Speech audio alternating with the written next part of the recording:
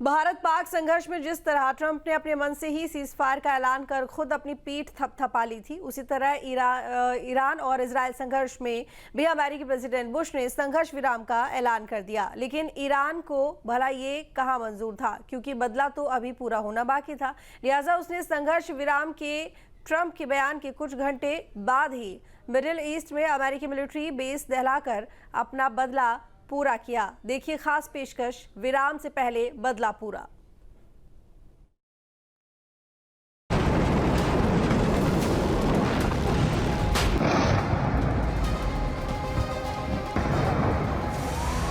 Iran ने लिया America से बदला।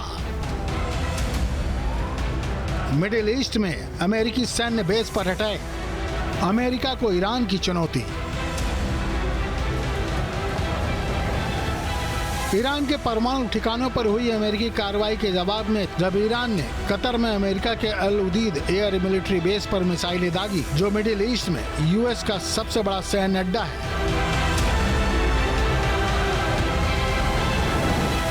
अमेरिका के 13,608 किलो के दर्जन भर बंकर बस्टर बम के जवाब में IRGC ने अमेरिका के मिलिट्री बेस को टारगेट किया, जहां 8 से 10,000 अमेरिकी सैनिक तैनात हैं। ईरान ने कतर, इराक और बहरीन में अमेरिकी ठिकानों पर हमला कर सुपर पावर अमेरिका को चुनौती दे दी है, जिसकी चेतावनी ईरान पहले ही दे चुका है। कतर में बरसी ईरानी मिसाइल। ईरान ने सबसे पहले कतर में अमेरिका के ठिकानों पर हमले किए। ये तस्वीरें हैं कतर में ईरान के मिसाइल अटैक की। ईरान ने अमेरिका के सैन्य बेस को टारगेट कर मिसाइल दागी।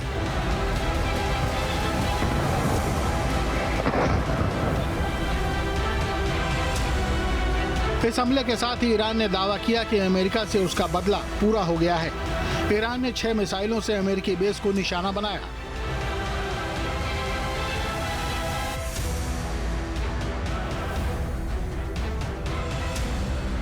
कतर में जिस मिसाइल से हमला किया गया था, उसका वीडियो भी सामने आया है। तस्वीरों में मिसाइल लॉन्च होते देखा जा सकता है। अमेरिका के हमलों के बाद से ही ईरान पलटवार की धमकी दे रहा था। अमेरिका को अंजाम भुगतने की चेतावनी भी दी थी।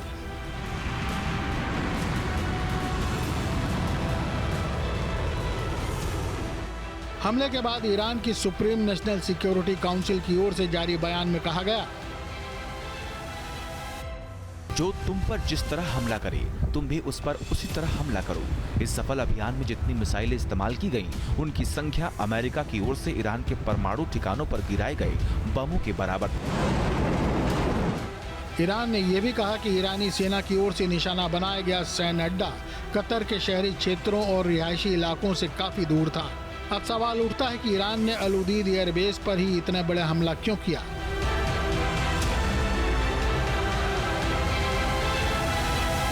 दरअसल अल उदीद एयरबेस मिडिल ईस्ट का सबसे बड़ा सैन्य अड्डा है। यहाँ पर 8,000 से 10,000 अमेरिकी सैनिक रहते हैं। इस सैन्य अड्डे पर अमेरिकी सेना की 379वीं एयर एक्सपेंडिशरी विंग का बेस भी है। एयरलिफ्ट, सर्विलांस और टोही सुविधाएं भी मौजूद हैं। इसके साथ ही एरो मेडिकल इवैक्यूएशन एसेट्स भी मौजूद हैं। इराक में दहले अमेरिकी बेस। ईरान ने कतर के अलावा इराक में मौजूद अमेरिका के मिलिट्री बेस पर भी अटैक किया। उत्तरी बगदाद में मौजूद ताजी बेस पर जोरदार धमाका हुआ। दावा किया जा रहा है कि यहाँ के ड्रोन से हमला किया गया। धमाके के बाद यहाँ की लपटें और धुएं का गुबार दिखाई दिया।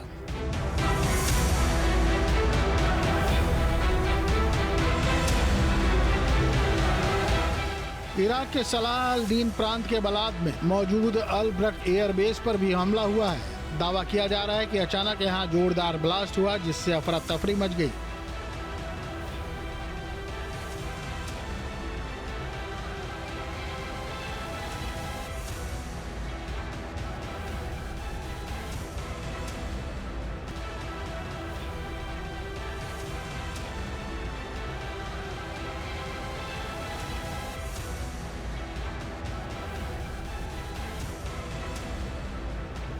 इराक के अल असद एयरबेस पर भी देर रात धमाका हुआ। इराक में अमेरिका के कई बेस हैं, जिसमें अल असद एयरबेस और अल हरीर एयरबेस अहम है।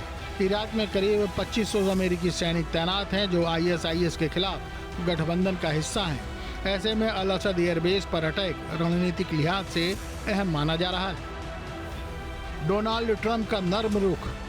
ट्रंप ने कहा, ईरान ने परमाणु ठिकानों को तबाह करने की कार्रवाई का बहुत कमजोर जवाब दिया, जैसा कि हमने पहले से अनुमान लगाया था।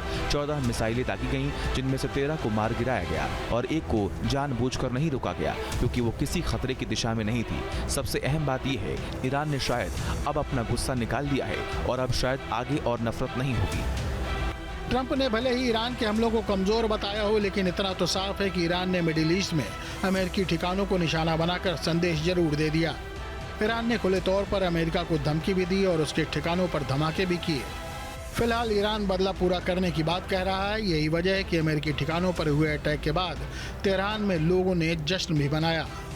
Team news state. जहां भक्ति है हर शब्द में, कथाओं में छुपे हैं दिव्य रहस्य और ज्योतिष देता है जीवन को दिशा। धर्म से जुड़ी हर बातों को जानने के लिए हमारे चैनल स्तुति को सब्सक्राइब करें।